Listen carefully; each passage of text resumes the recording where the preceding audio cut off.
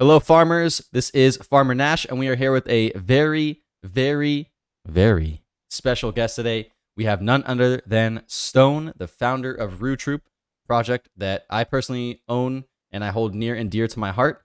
So, Stone, why don't you tell me a little bit about yourself and tell us about your project, Roo Troop? Yeah, thanks for having me, Nash. Excited to be on and appreciate the love and support you've been showing us recently. It's big up, man. So brief overview about me. I am 26-year-old founder of Roo Troop. Roo Labs is actually the parent company, so technically the founder of Roo Labs as well.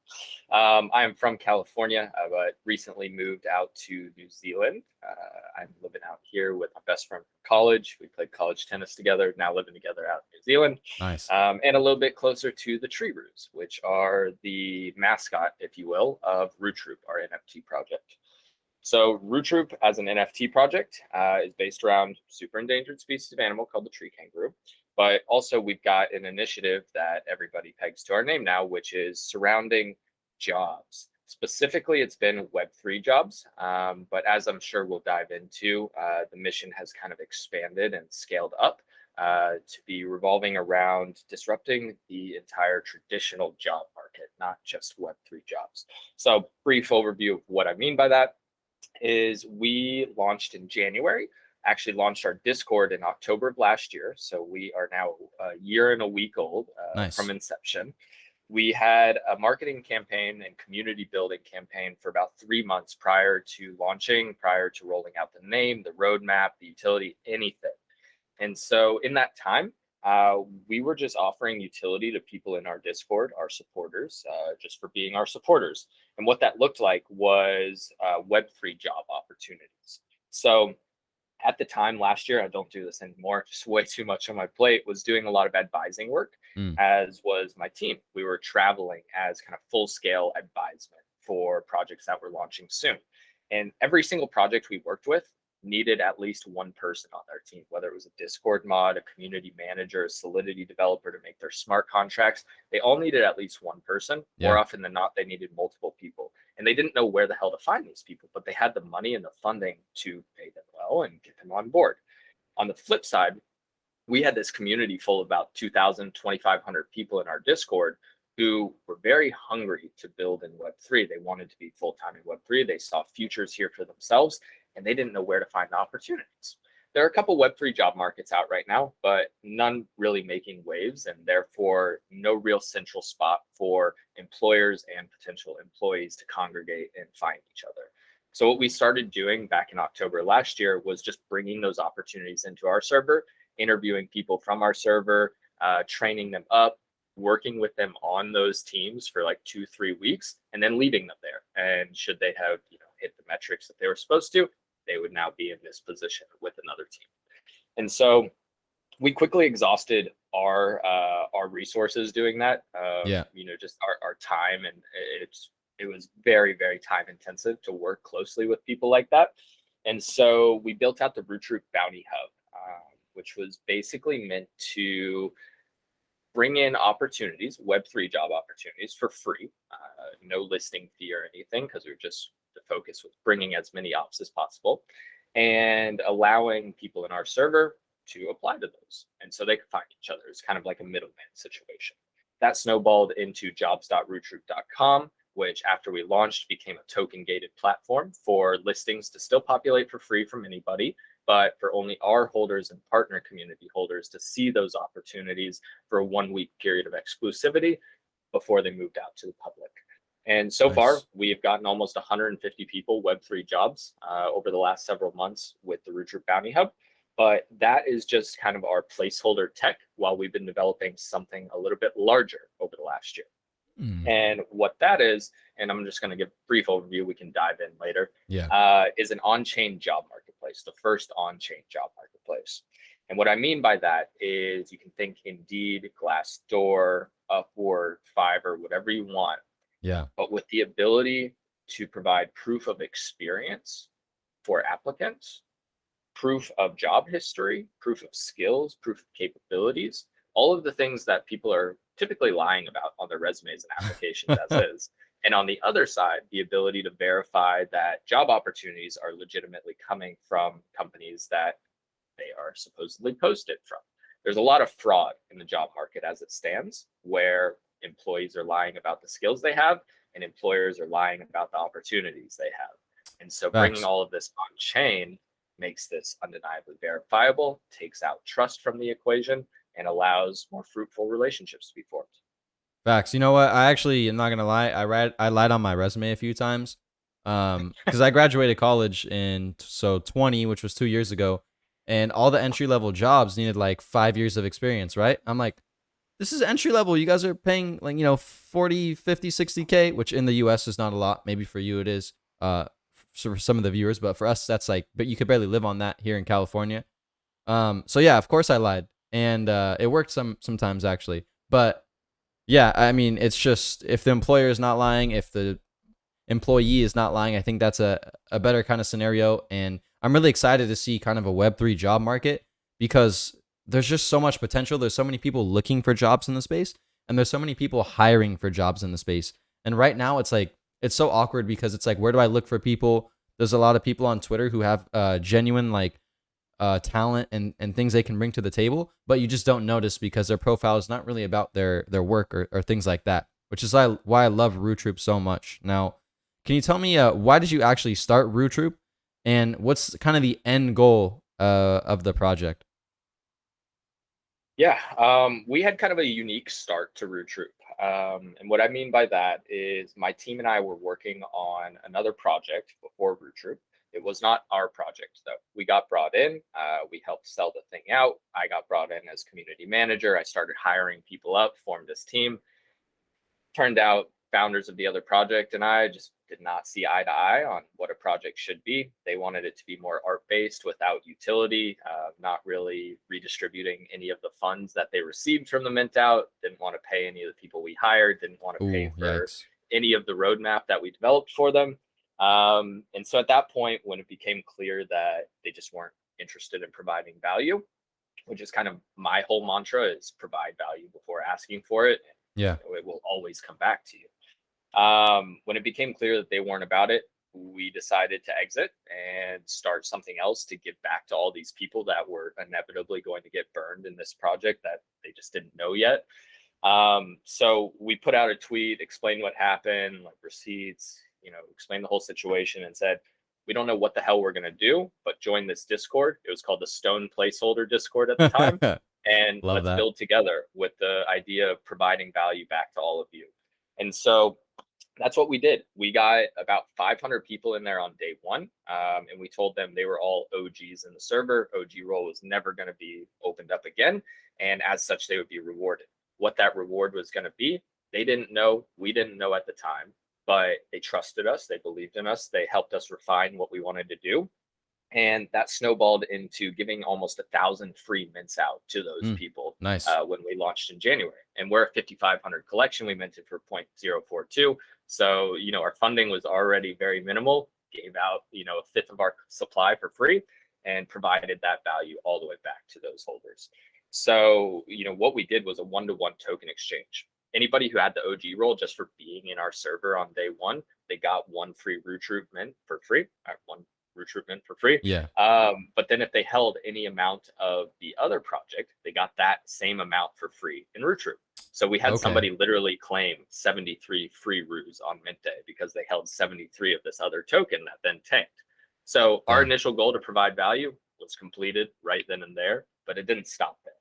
And so, we definitely didn't start out with the mission of creating this on-chain job marketplace. It snowballed into that. We saw opportunity. We saw a gap in the market. We saw an issue in the traditional job market as is.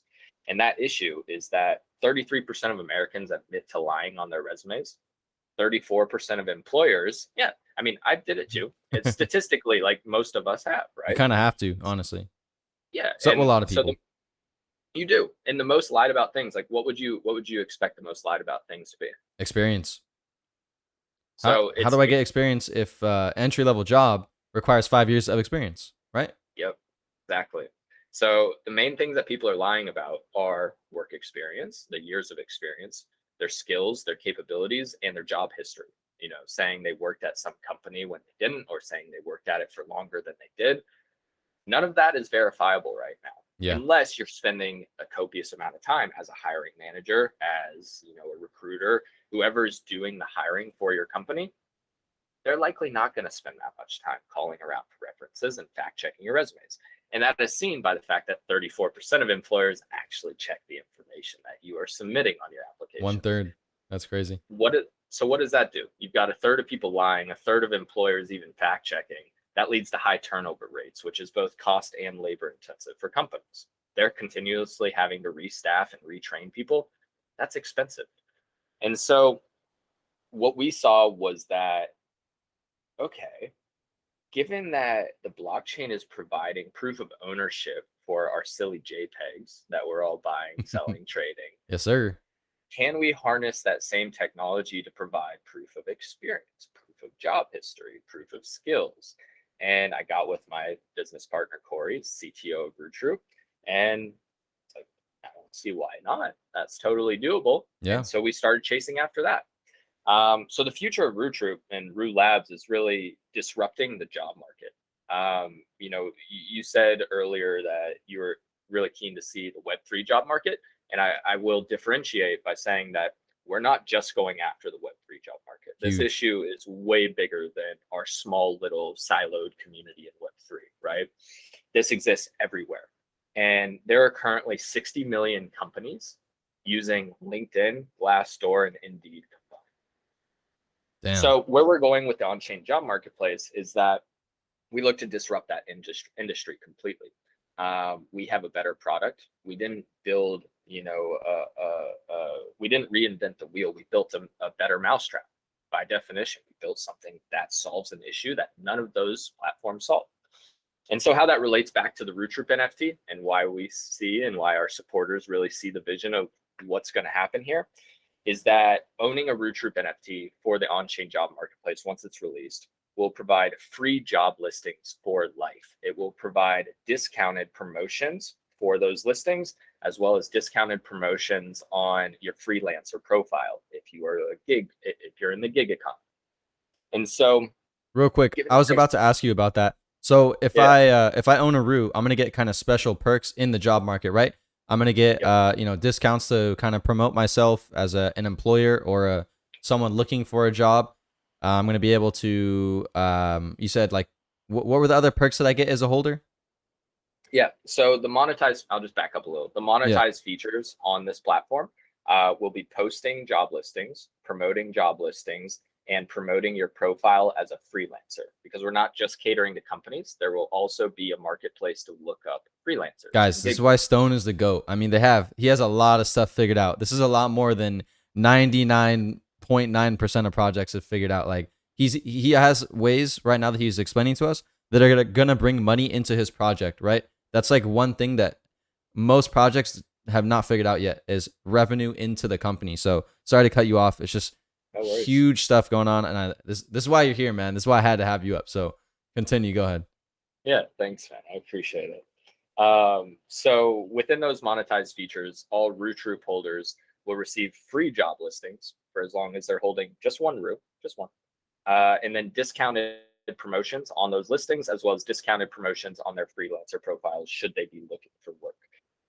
And so why this is big is because, like I said, there's 60 million companies just on those 3 job platforms alone. Yeah. That's not even taking into account the 50 other job platforms that are out there, right? There's only 5,500 Roos in the collection. If a company is typically spending tens, if not hundreds of thousands of dollars a year on recruiting, staffing, posting listings, promoting those listings, why would they not just buy a Roo Troop NFT for a couple $100, keep it in their treasury, in their company wallet, whatever, and reduce their costs in a massive way? And for the users that don't care about posting jobs or looking for work, all Roo Troop holders will be able to receive 25 to 50% commission on referred marketplace sales. So they're going to be receiving unique referral codes. So if they're going out and shilling like they already do, they're going to be able to profit from it legally. That's funny. Awesome. Yeah, I'd love to hear that, especially the kind of referral method. I think that could raise a few problems, but if we have some checks and balances in there, everything's going to be on chain. So there's going to be ways to prove who you are and your certifications, all that. Okay. You know what's crazy is, and what I'm thinking of is about a month or two ago, Vitalik, the founder of Ethereum, he released that they're going to be introducing something called soul-bound tokens to Ethereum. And what these are things that never leave your wallet. You're not allowed to trade them or, from what I believe, transfer them to anyone in any way, shape, or form. And once you get the token in your wallet, you cannot get rid of it. So this could be used for some type of certification or a proof that you've maybe worked somewhere or done something in the past. Is that, kind of anywhere on your roadmap or plan somewhere down the line? Yeah. So I can actually give you a little bit of alpha straight from Corey's mouth on this. Let's go. This hasn't been said on any podcast or interview yet. So if it sounds like I'm reading from a script of big brain words, it's because I got Corey to write this up for me. Nice. So companies will live hybrid on and off chain with the key company data needed to recognize a company living on the chain, such as their name, description, image, and other supplementary data living off chain. Updating any on-chain fields will trigger a need to submit a transaction. For project creation and management, the same as I just said, really just enough info so that our platform, if it ever goes away, people's work history is traceable on-chain right back to the company. Jobs will live off-chain until the moment they are accepted by the end user. And once a job is accepted, it will be minted as an SBT to that user's wallet and will become immutable to the company, except to be labeled as completed once the job is finished. Nice. So Okay. using already existing tools like OpenSea looks rare. Employers will be able to check the applicant's wallet for SBTs representing discrete units of work completed by them, and then they'll be able to trace that data back to the company that issued the token through the project. That So is yes. insane. And also, if I'm ever gonna apply for another job on the Roo Troop, I'm gonna make sure to put a lot of my NFTs in the hidden folder. Because I don't want my future employer to see that. So, Love it.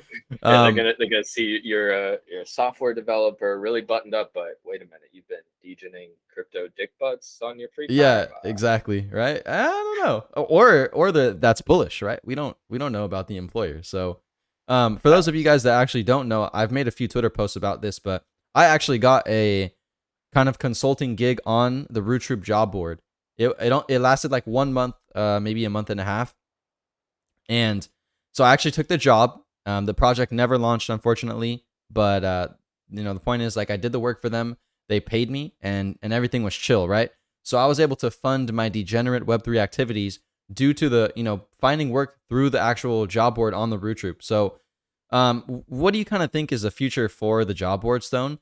Do you think it's more of kind of contracting work where I'm gonna do a job, and then like the contract's ending and stuff like that?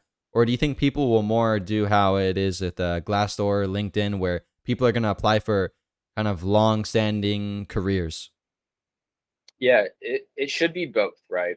In Web3, we see a lot of contract work and a lot of just kind of part-time, one-off jobs even. Whereas in Web2, I would say it's predominantly full-time work that people are shopping around for. Yeah. And like I said, we are starting with Web3, right? The Roo Troop Bounty Hub is only Web3 jobs. That's our market that we're going after to start with the platform. And I keep saying the platform because the name for the on-chain job marketplace is not released yet. We will be rolling that out decently soon. But Nice. if you hear me saying the platform, that's why.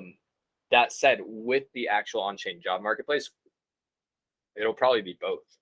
It should be a mix of both. Should we have the impact that we are expecting to have with our go-to-market strategy? So, the Roo Troop Bounty Hub will become obsolete once we roll out this platform. We're going to wipe it. We don't want to divert traffic from the actual on-chain job marketplace. And so the Roo Troop Bounty Hub, it's just been a placeholder tech. It's a little rough. The UI is a little rough. Just the kind of inner workings of it I would say they're, like you said, kind of placeholder. I would agree. We spent about 2 weeks developing it and never touched it again. That was it. That said, we are launching, this is Alpha 2, we're launching our new website tomorrow, and Bounty Hub did get a slight update after we told everybody for months we would never update it because it was just placeholder tech. Damn. All right. Well, guys, it's going to be out by the time you watch this. So I'll have a link in the description. Go check it out. I'll also have a link to everything else. Remember to hit like on the video and make sure to hit subscribe as well. And I want to kind of go into a little more about the project outside of the Bounty Hub. I want to talk about Yep. the art, right? So I was talking with my girlfriend about the project. I said they were kangaroos because it's like you guys say Rudy Roo, it's Roo Troop, and then she was saying they look like an anteater. So what are the animals? An anteater. That's one thing I love about Root Troop is people can't necessarily distinguish what it is, but if you understood what the animal is, it makes sense. So it's a tree kangaroo, which is a super endangered species of animal that lives in the Daintree rainforest, which is the last protected cloud forest in the world in northeast Australia. Damn. And so you probably didn't even know these things exist. There's Nope. 2,500 left in the world, like extremely endangered. So There's real more quick, tokens in our collection. yeah, I was about to say there's more NFTs of this animal than there are the real animal. That's actually Facts. that's crazy. Yeah. So it's funny, I actually had my hands on the art heavily. We worked with an artist, and as I'm sure you know, the art gets very mixed You know where I'm reviews. going with this, right? Yeah, we're getting there. Yeah. I love the art, but the funny thing is that when we were working on the art together last fall, we both came to the conclusion that these tree kangaroos, they look like a marsupial mix. Just they look like 15 different animals put together. They don't look like any single thing. If you say tree kangaroo, people don't know what to expect. If you see Roo Troop, you think they're supposed to look like kangaroos, but they're not. They're supposed to look like tree kangaroos. And if you look up a tree kangaroo right now, I bet your ass you're gonna think it looks like the art for our All project. right, guys, we're doing this real quick. Hold on. They're little 1 foot mini kangaroo looking things. Oh yeah, they do look like it. Yeah. Okay. So it's pretty spot on with what the animal is. Whether the animal is the prettiest animal in the world, that's up to you to decide. But we wanted to base it around something super endangered so we could get back to them, which we have and will continue to do. So our mission is in the works there. Awesome. So it's actually funny because we're gonna dive into some of the stuff the community's been saying about the art. So for those of you guys that don't know, Stone has been getting a lot of shit from not only the Ruse but a bunch of other communities. It's all poking fun. It's not too serious. But a lot of people they always make fun of the art. They say it's ugly. They don't know what it is. Stuff like that. I personally don't mind. I actually prefer line art and stuff like that as opposed to like the super graphic intensive 3D renders, all that stuff. I'm a simple guy. I like the 2D art profile pics. So, do you ever plan to redo your art, or are you gonna stick with it and just keep what you have right now? For the time being, we're sticking with it. It's not a responsible use of our funding, and it's Yep. not something that would have any impact on what we're trying to achieve here.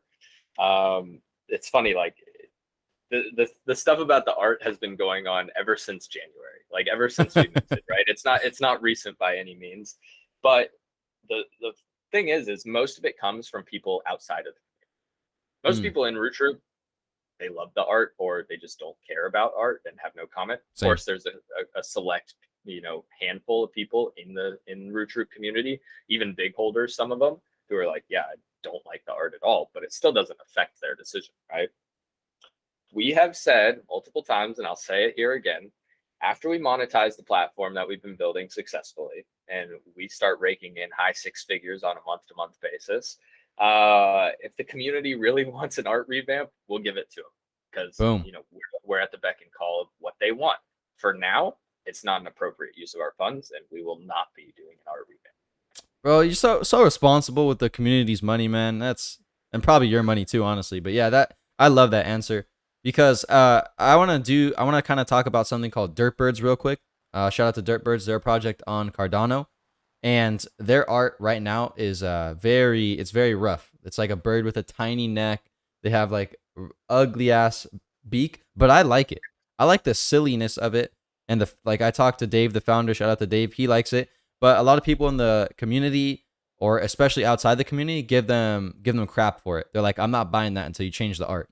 So I used to think like the art really doesn't matter, but that's because I don't think the art matters. And what I'm starting to find out is that as we're kind of increasing expectations for projects, things like that, people are getting more and more kind of attached to the art style. So I think me and you aren't really big art guys, but I know there's a lot of people out there who are. And I think if a company is gonna like purchase a Roo Troop, they might look at it and be like, okay, what the hell is this thing? So I personally don't mind the art, but I'm sure some people out there will. And I actually think it could be bullish if, once you launch a project, everything like that, you do change the art. And now people that may have overlooked Roo Troop are going to be like, okay, hold up, let me check out this project now that I enjoy the art. So I think it's something that's like, it's so weird, just kind of art in the Web3 space. What do you think about that? Do you think people might actually care when you change and want to buy a Roo Troop? I think the amount of people it would impact if we change the art would be negligible from a revenue perspective and from a community building perspective. It really will have zero effect on whether or not we are successful and whether or not people are diamond handing their room, right? Facts. And let me explain why. So for normal PFP projects, for projects building a game, for projects that are based around the IP of the art, it is undoubtedly important to focus on the art and make sure that everybody likes the art that you have pushed out, right? For us, the goal of Roo Troop was to fund the development of this on-chain job marketplace, right? We sold out Roo Troop. We got the funding we needed to develop the on-chain job marketplace. And now we are almost ready to roll it out. Our target market for the on-chain job marketplace is not an NFT holder. It's not an NFT trader. It's not an artist. It's not an art lover. It is the person in HR who's dealing with hiring. It's the recruiter who is spending thousands a month for their company, to staff and hire people. And when you look at it like that, the Roo Troop NFT is simply a receipt for a service that they are going to be receiving. Yeah. They are not going to be going on OpenSea. They're not going to be checking their MetaMask all the time. They're going to need a wallet to sign into our platform. Their wallet will be their identity on our platform in true blockchain fashion. And the only interaction they're going to have with a Roo Troop NFT is on the checkout screen when they're going to purchase listings or purchase promotions for their profile or the listings. They're going to get prompted to say, hey, by the way, if you purchase this Roo Troop NFT, you get free job listings for life and discounted promotions for life as long as you're holding them. Now, if you're Tom in HR and your company is currently spending $10,000 a month on staffing, and your boss finds out that you didn't buy a piece of art for $200 in order to wipe out $10,000 a month in expenses because you didn't like the look of that art, your ass is going to get fired so quick. Our target market does not care about the art. Again, Awesome. Let's go back to the fact that there's 60 million companies on just those 3 platforms. There's only 5,500 Roos. I love this. It's a very, very simple equation to work out, right? Yeah. If we change the art and we get 100 new users because of the art, the royalties we receive from that are negligible. We don't want the user who cares about the art. We want the user who cares about the mission and the products we're developing. So long story short is basically the returns you would get from the art, from changing the art and maybe getting your eyes in front of the next 100, 200 people, it's not worth it when compared to the giant, industry disrupting job market you're actually creating. Exactly. Awesome. And for those that understand it, we've always pushed the fact that we want to retain people in our community and provide them value in other ways than just them flipping their NFTs, right? That said, there is the undeniable kind of elephant in the room that, of course, at the end of the day, people want to sell their NFTs and make a fat bag. So how this comes into play for the people who have believed in us from the get-go, regardless of the art, if they have 70, 80, 100, someone even has 250 Roos right now, huge whale. What happens when the supply starts decreasing because Tom in HR and Jim in HR and Johnny in HR start buying up the Roos and they're never going to fucking sell them? Yeah, facts. What happens then? Price speculatively should go up and people should be able to sell for a higher price if they want. So art really has no impact on us. Yeah, not financial advice, guys, but I completely see. NFA. Yeah, NFA. I completely see the vision with what you're saying is that the market you're targeting, they really don't care about the art. They care about the utility that comes from the NFT, which happens to be a piece of art. So That is a very good point, and I love to hear that. Now, can you tell me a little bit about the other two things in the collection? I believe you have Joey's, if I'm not mistaken, and then the incubators. Can you tell me? And you have the Roo token, right? So that's three kind of different parts of the ecosystem. If we count Roo Troops, that's four. Can you tell me a little bit about what the token and then the two other NFTs do? Yeah. So I'll start with Joey Mob. It is a collection of 5,500 tokens. Within that collection are both incubators as well as fully matured Joes. And so Joey Mob minted for Rula, which is our utility token that people were able to earn from staking very early on. And we minted Joey Mob in March. So what happened when people minted, they either minted for Rula or 0.01, just something very small. They received incubators. These Joey Bean incubators, they received were at random, and they have different vials on them. And the vial corresponds to the body type that the incubator will eventually turn into for a Joey, right? So if it's got a berry vial, it will turn into a berry body Joey. If it's got a gold vial, it would be a golden body Joey, right? So there's a little game theory there where if you minted unrare body types, you still have the potential to pull a very rare Joey based on other traits. There's also two more golden eggs that have yet to be revealed. Mm. And so the process there is people have to incubate their incubators for 12 weeks for it to become a fully matured Joey. And the reason for that is one, part of the game theory, right? We want people to have to sweat. Are they going to incubate? Are they going to not incubate? Just keep an incubator. The second is that the process actually correlates to the real gestation process that tree kangaroos go through for birthing their joeys. After, I believe it's after just a few weeks, the joey, which, okay, this is why we call them Joey Bean incubators. The joey, when they crawl out of their mother, looks like a tiny little jelly bean. So Joey Bean, right? Damn, And I'm then learning a lot about tree kangaroos right now. They better not go extinct now that I have all this information. they won't if we have anything to do about it. There you So, go. but then they go into the pouch and they incubate for another 3 months, hence the 12-week incubation period. Damn. So a little game theory going on there, a little bit of education around, tree kangaroos, gestation process. The other piece of it is that Joey's or Joey Bean incubators give access to the Roo Troop ecosystem at a lower tier than Roo Troop NFTs do, but they still are able to glean a ton of value out of our ecosystem because we're doing a lot of stuff right now. There is a very specific go-to-market strategy, which we've been very open about for the last several months, which we plan to enact with the on-chain job marketplace when we go public with it. We're going to have an alpha version. We're going to have a beta version. We might even have a version after that. Yeah. Eventually, there will be a token involved on the platform that people will be able to use to purchase listings, purchase promotions on their freelancer profile. And as such, there will be a token airdrop at some point in the future, there will be a token airdrop for that marketplace. All sorts of factors are going into gauging how much someone's airdrop will be, whether they have incubators or joeys that are fully matured may or may not be a piece of that. So we will see. That's a little alpha that I refuse to share. So damn. Okay. So it's not going to be the Roo token, right?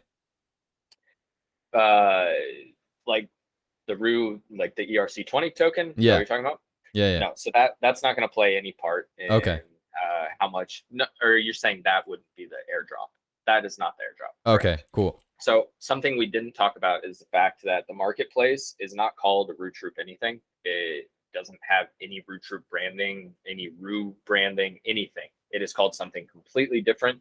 It's its own LLC. We did that because we need to reach the masses. We're not going to do that with Roo Troop branding. Nice. So they'll just get bonuses in that marketplace.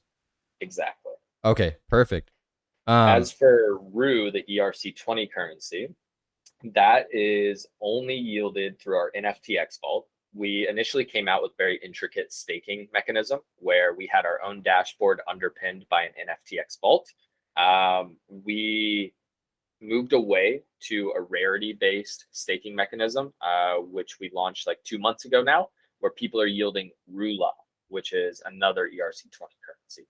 That is completely utility based. That will be used in our Roo shop, which, as I just told you, is launching tomorrow.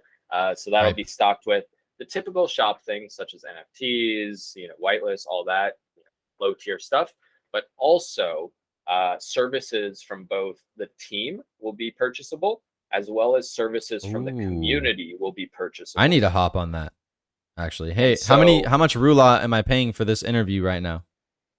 None. Pro bono. Let's go. Love you. Yeah. Let's go. But the cool thing that we're going to do that nobody else has done with their utility tokens so far is create a Rula economy. And what I mean by that is Roo Troop holders will be able to advertise their services on the Rula shop and get paid directly in Rula by other people. And we're not taking a cut out of that at all. It's 100% going to the users. So there's kind of a flow right now where we have a channel for holders in the Discord. They can advertise their services, what they do, what makes them qualified, how many people could claim, how much they want to sell those services for. We vet them, we talk with them, and we upload them onto the shop. People purchase them, Rula goes straight to them. That's insane, man. I love what you guys are building. And once again, this is going to be out once you see the video. So there's going to be a link in the bio or a link in the description. So go ahead and check that out. Now, I want to talk a little bit about the kind of current market environment in crypto and Web3. So now that we are out of the bull market and very much deeper into the bear, there's a lot of expectations on project founders now. You can't just launch a wet potato and sell out. So what's the hardest part right now about being a project founder, especially like kind of in your experience? It's funny. I can name a lot of issues that I see from colleagues in the space that they're going through. None of them really affect us because, like I said, we are a business. We have a very kind of Web 2-ish product that we are pushing out, but it's based on Web3 technology, and our company utilizes Web3 ethos. And we were funded by an NFT, which is undoubtedly Web3. Yeah. So even though the market's crashing, we're in a bear market, people are, arguably more toxic right now, we aren't really feeling much of those effects because, one, we don't rely on trading for our longevity. Like, royalties make little to no difference in our day-to-day operations. Yeah. And two, we spent 3 months of intense community building.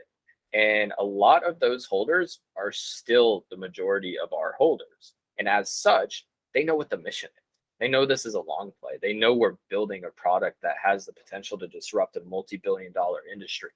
They're not pressed. I never get asked about the floor price. Like the biggest. Yeah, we're gonna talk about that in a sec. Yeah. Sure. The biggest thing I get asked is when merch. Like it's just crack up. Like, because we've delivered everything under the sun except for merch. That's like the one thing that you probably are not wanting to do because, like you said, it doesn't really drive value to the actual company. You might make like a few thousand, but it's so much work for not, as much as return as disrupting a whole entire job market industry. I will say though, it was on the roadmap, and the community definitely wants to rep their Roo Troop merch, and like they've seen me post pictures repping my Roo Troop merch. So like we have it made now. Okay, cool. So like it's just a matter of timing it and when it's appropriate to roll it out. But to get back to your question, like I would say the biggest impact bear market has to me as a founder is dealing with drama from other founders who are like just dealing with toxicity from their communities. I'm not really getting a shitty feeling from my community. It's more so just kind of scrolling through Twitter and feeling the vibe of people being down and talking to other founders in the space and them dealing with X, Y, and Z from their communities, and that kind of weighing me down and spending time helping them out, which like happy to do. But like, just to say that's really the only impact I've felt. You know what, Stone? That is really interesting because I haven't really seen a lot of Roos like go crazy and, kind of act emotional or lose their shit on Twitter at all. And like you said, there's a lot of other projects who are kind of more, not emotional, but more reactive to what's going on kind of in the bear market. And it's really crazy because I think people that are holding Roos will only buy the project if they understand your vision, right? And they understand that it doesn't happen overnight. They understand that we're in a bear market, but you're still building and things take time. So I really think that you've kind of nurtured your own community that understands your vision, and that's why the people kind of understand what's going on. Yeah, Um, I and I, agree. and I want to talk about the floor price real quick. So, right now, Roos don't have the highest floor price, but they've held up better than 99% of other projects throughout the bear market, right? So, I'd argue that I think I bought my roof for like 0.09 or something. Not sure how long ago, maybe like 3 months at this point. But now I believe the floor is like 0.1 or 0.12 or something like that. So it's even just a little higher than when I bought it for throughout this grueling bear market. So I know it might not be important for your collection because you're actually building a revenue stream, but a lot of people aren't actually building that at this time. So how important is a floor price for an NFT collection in your opinion? It's tough. If you're only relying on royalties, like, you're going to be dead in the water eventually, no matter what, unless you have one of those crazy launches that skyrockets up to, 5, 10 ETH off the bat, and you're able to rake in millions off your initial mint and then another few 100,000 off of royalties in the first couple weeks. Yeah, like a Zuki or something. Right. Like they're set no matter what, right? But unless you're doing that, you know, it really doesn't have an impact. If you've built out revenue streams and you're building products that bring in money in other ways, then it doesn't matter. That said, at the end of the day, it definitely matters to some people in the community who are holding 200 roos. Of course, they do not want to always be holding 200 roos. Holding two versus one doesn't make any difference for the marketplace perks. And the people holding 200 probably don't care about the marketplace perks in the first place. So, there is that thought of it is still important to them. Is it important to us? No. Do we think it will rise eventually once businesses start buying them up to be able to use the services on the platform? Absolutely. All we can do and what we've been focused on is providing value and executing on everything that we say and over delivering off of things that maybe never even were promised in the first place. And if you look at our updates from the last 4, 5, 6 months, I mean, shit, you can look at them all the way back until October of last year when we started the Discord. We've continuously pushed out stuff. We've innovated. We've built tech. We haven't even touched on Roo Tech, which is a division of Roo Labs, where we've developed over 20 innovative Discord and Twitter solutions for the Web3 ecosystem. So we're monetizing off of that already. Whoa, wait, hold up. Let's talk Yeah. about that real quick. Okay, so this is Roo Tech. Yep. Because I know Roo Troop, I know Roo Labs, but I did not know there was a Roo Tech. So can you explain what some of these Discord bots and maybe other things do, Sure. and how we can We get them as users? Yeah, absolutely. So the biggest one that we developed was the Tweetaroo, which is a Twitter engagement tracker. Nice. And being in the space for a while, all sorts of tools have been made to track and reward Discord engagement. Nothing has ever been made to track and reward Twitter engagement when Twitter engagement is arguably way more important for a company's survival than Discord engagement. If you've got people retweeting your stuff day in and day out, they are then spreading your reach, which then puts you in front of more people, as opposed to just chatting up in the Discord, which what's that do? It shows that you have an active server and an active community, sure. But does it bring in new people as quick as Twitter? Absolutely not. Yeah. Majority of our community has always been on Twitter. And we rolled out a very intense reward system for Discord early on.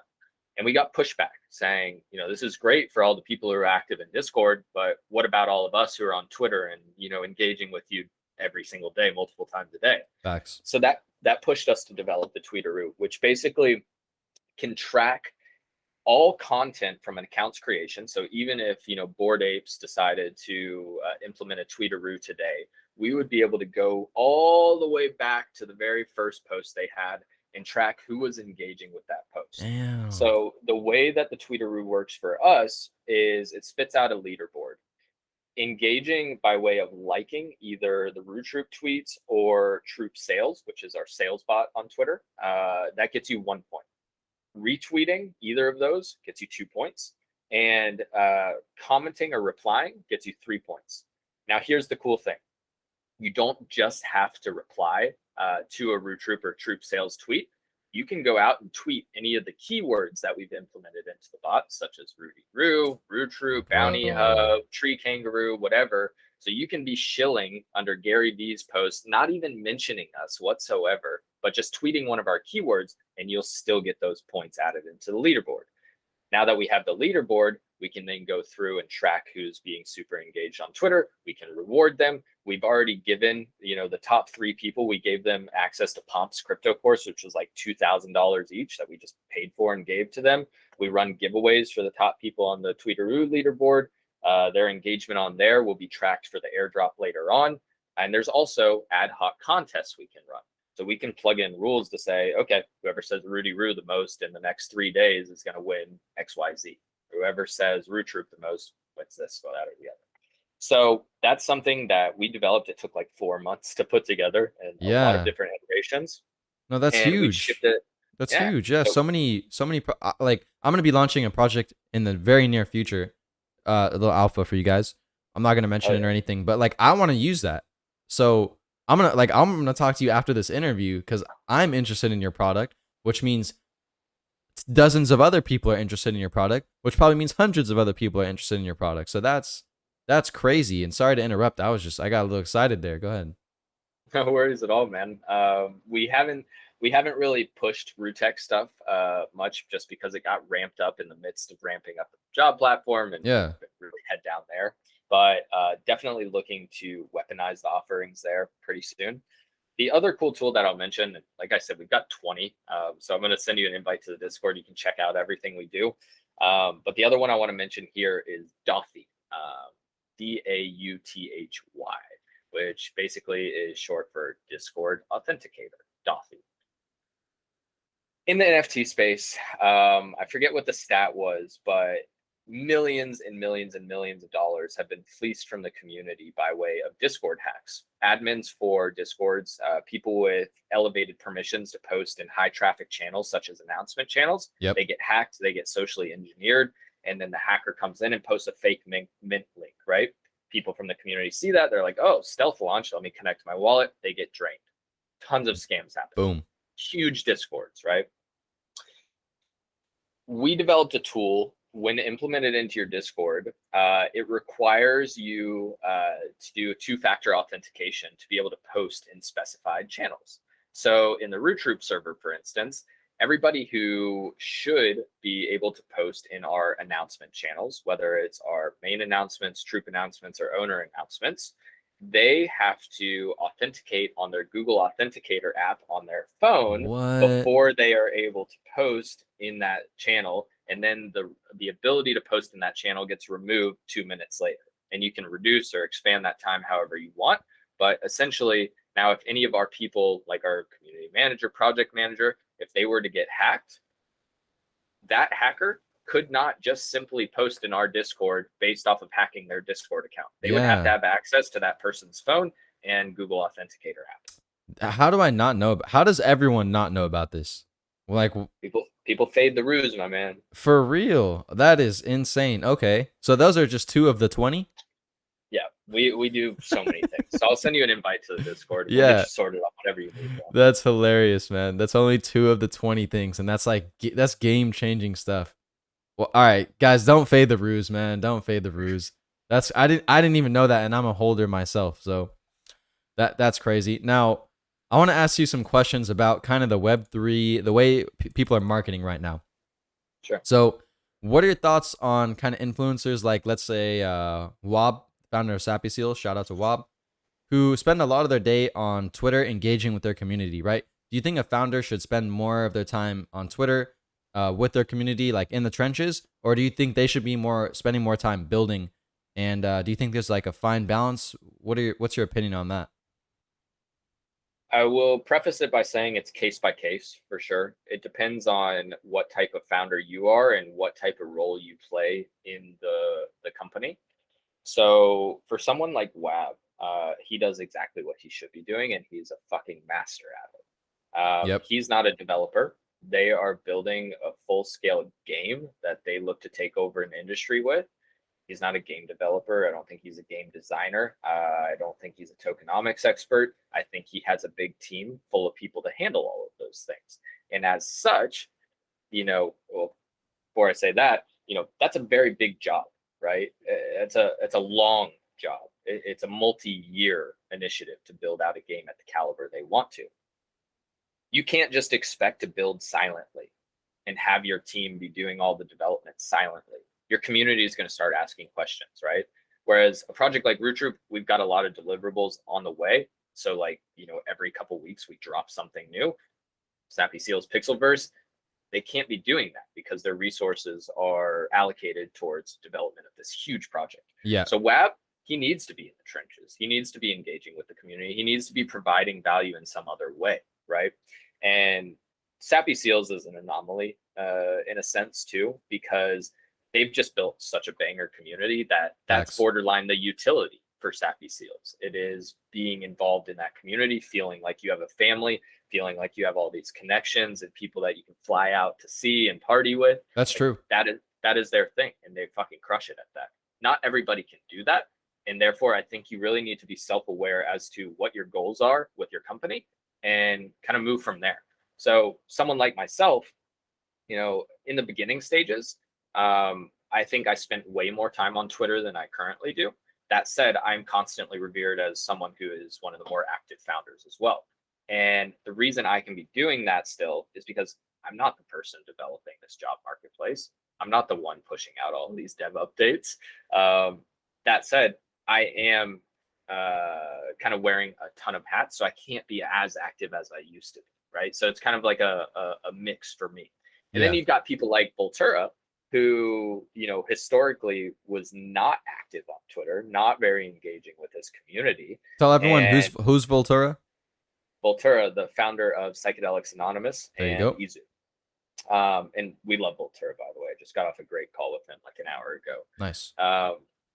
He has recognized that even though he put in the groundwork, he, built these great products and he's got these apps that are on the way, he needs to be engaging with the community more. Like his MO in the beginning stages of PA was, no, I'm not going to be spending all my time on Twitter. I'm not going to be shit posting. Why? Because we've got stuff to build and I've got a team to manage. Now I think he has kind of sparsed out the jobs to people on his team and has a bit more time to meet the demands of his community who were asking him constantly to be more engaging on Twitter. Yeah. And so at the end of the day, it's partially what you think is best as a founder for your company, but also you got to listen to your community. If they're demanding to see you more and hear you more and have you be more active, then you need to step it up and do that, because that's how Web3 works. We are at the kind of beck and call of the community.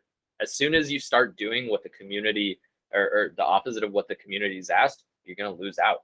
You can have a banger product, but if you don't have the community backing that product, then why the hell are you in Web3? That's one of the biggest benefits of building in the way that we're building, is having a community behind it. Yeah, I feel that. And I think it really does depend on the project, like you said, because I'm thinking of more of the indie projects where it's like, let's say Roo Troop or Sappy Seals, where, we don't start out with like $4 million or $8 million in funding, right? We're kind of building this like from the garage of our mom's basement or our apartment or stuff like that. And I think those communities and those founders need to be more involved with their community, maybe give them more attention. But when I think of the founder of a project like Bored Apes or maybe Azuki, I don't expect them to be on Twitter all day, because I know that at this point they're like a multi-million dollar company. So I think it's really a good answer, kind of a case-by-case basis. And I want to kind of roll into a little bit more about the job board. We are kind of getting to the end of this interview here. So speaking of Sappy Seals, I actually got my first job on the job board because I owned a Sappy Seal. I didn't even own a Roo at the time. And then once I got like the ETH from my job board, I was like, okay, I got to buy a Roo. So what other communities have access to your job board?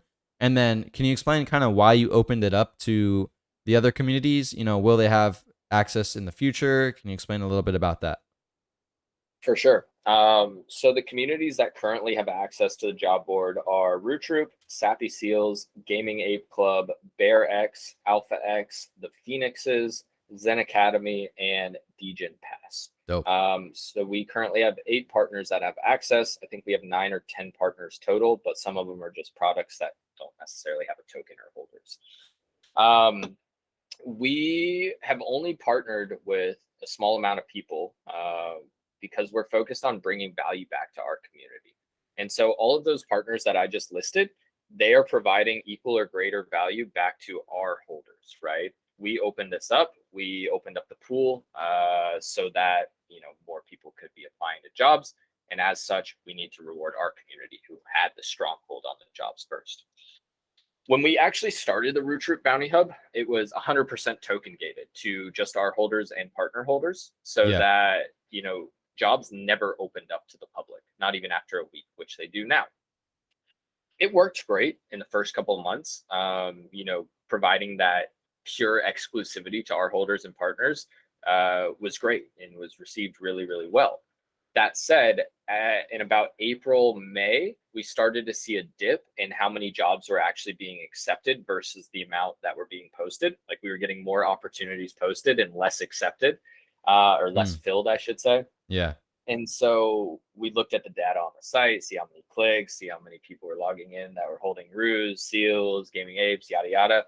And what we saw was that, we just had more opportunities than talent available. And if our goal was truly to kind of middleman and facilitate more fruitful relationships happening in this ecosystem and providing more opportunities to more people, then it just made sense to open up the jobs. And so we pushed it out to a community vote. And I think like 97% of the Roo Troop community voted to open up the jobs after a 1 week period of exclusivity because they're all on board with the mission. They Yeah. all are about, yes, let's provide value to the whole ecosystem and not just our small community. That's how we reach the masses. And it's worked out really well.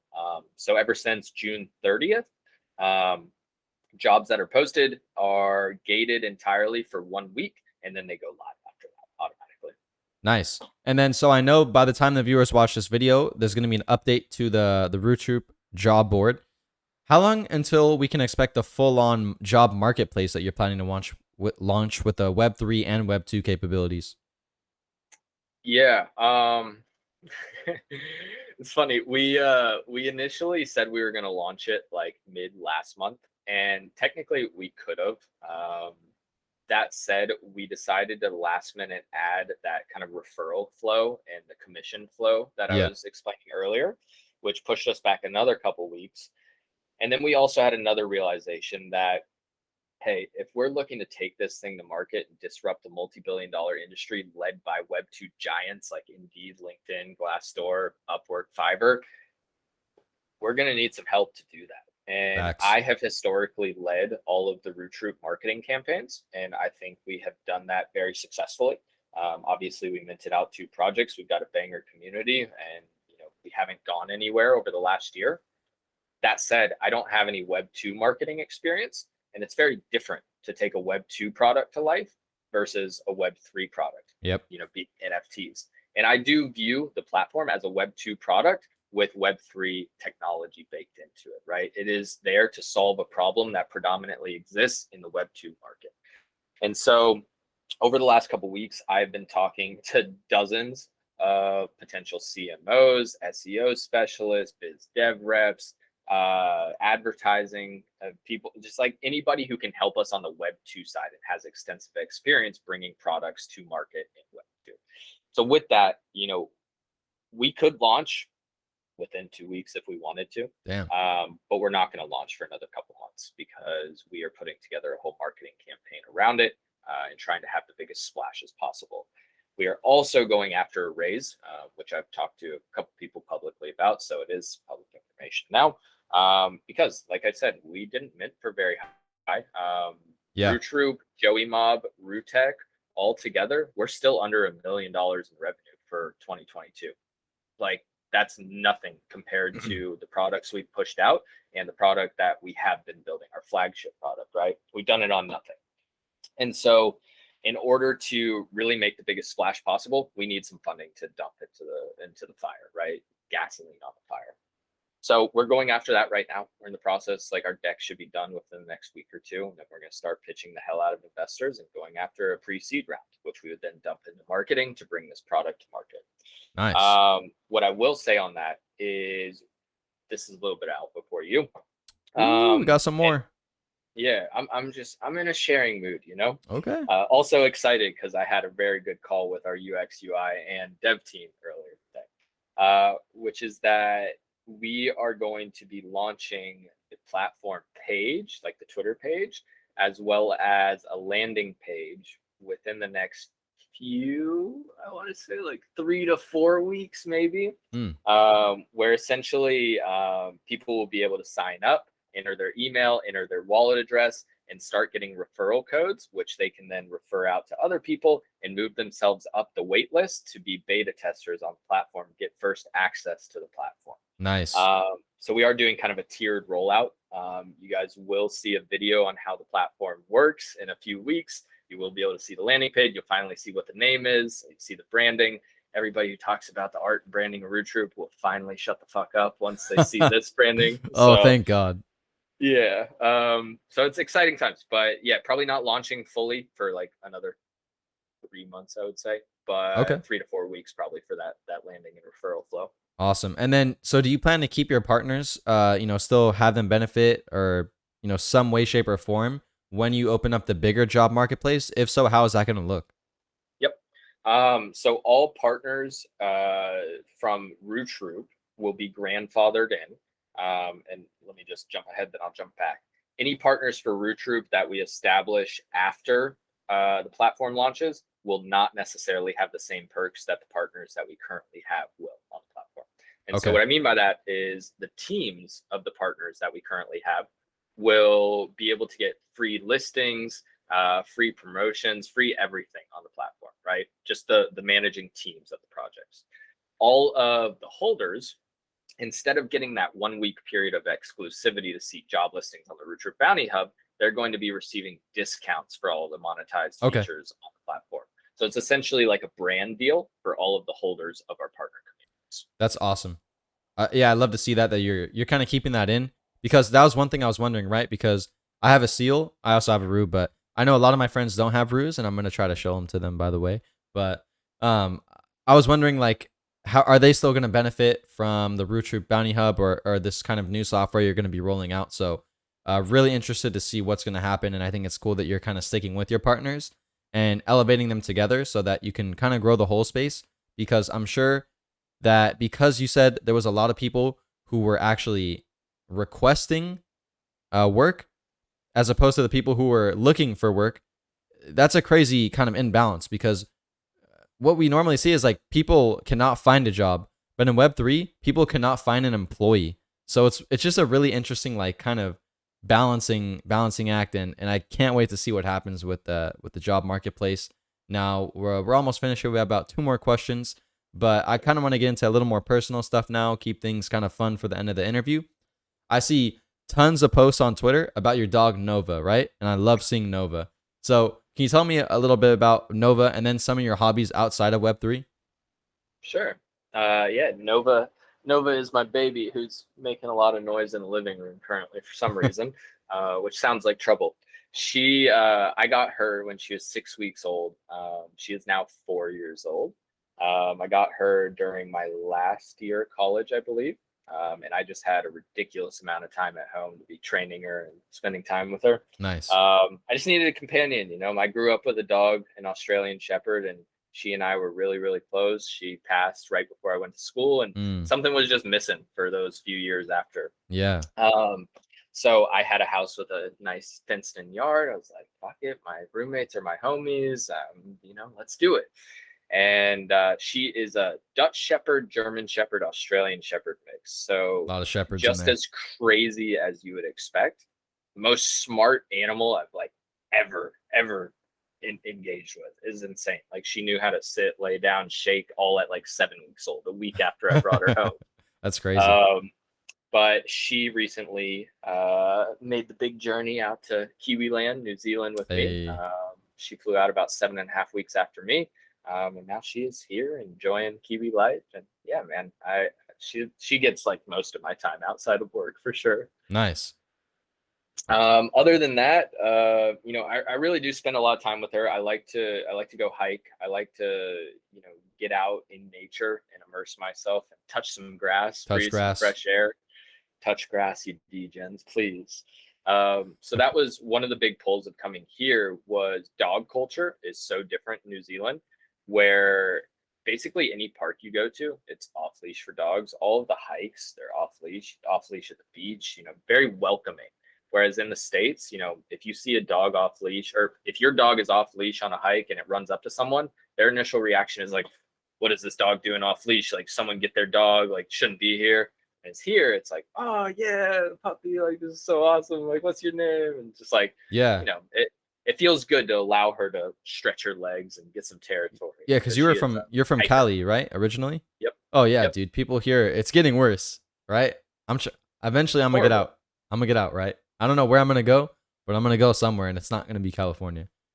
Yeah, well, good on you. I mean, I think everybody should get out a little bit. I think California is the best spot to be in the States personally, but I don't think that's saying much. So, Yeah. other than that, hike a bit, like to eat, big foodie.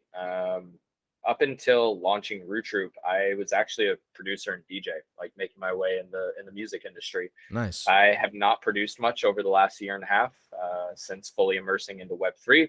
I did play a set at our NFT NYC event, though. That was my first set. Is there any video footage on the internet of this set?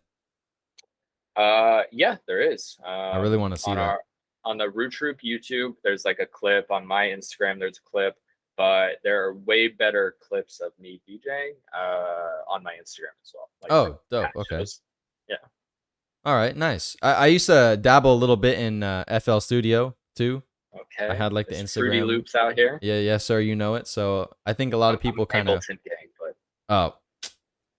Yeah, that's more of a lot of the DJs use FL. FL is more for like trap beats and stuff. But all right, Stone. It has been an awesome time. I'm super excited for the Roo Troop, the marketplace, and just everything that you and your team are building. I think there is so much potential. My favorite part about Roo Troop is that you guys have a very clear and concise plan, and you're executing on the plan rather than like prioritizing merch and art and other things. Well, I do think that's important. I think that your vision and what you want to accomplish with the actual Web 2 side of things is a lot more important than those. So I really, really love what you're doing. Now, can you give everyone a kind of final call to action? Where can they find you? Why should they buy a Roo? And then we're going to head out. Yeah. For sure, man. You guys can find me at Morgan Stone, and it's 3 E's on the end. So STON. Links all going to be in the description. Yeah, he'll add some links. Roo Troop NFT on Twitter. RooTroop.com is our website. It will be updated by the time you guys see this. And if you're not convinced after everything we just said, don't buy a Roo. I'm not going to force you. Our value is undeniable for those who see it. And if you don't see it, you don't want one. I don't really care to sell you on it, because we'll find holders. It won't be you. That's okay. But you should probably buy a Roo, because we're doing a lot of great things. We're executing. We're saving tree roos, and we got a banger community at the very end of it, and best art in the space. So why wouldn't we? Absolutely. All right, guys. Remember to buy a Roo, NFA, of course. But once again, this is Farmer Nash. Make sure to give me a like and subscribe. Also, check out Stone and all of the Roo Troop accounts. And before you leave, make sure to drop a comment of who you'd like me to interview next. We do people, projects, founders, games, everything Web3 related on any chain. Once again, this is Farmer Nash. Remember to like and subscribe,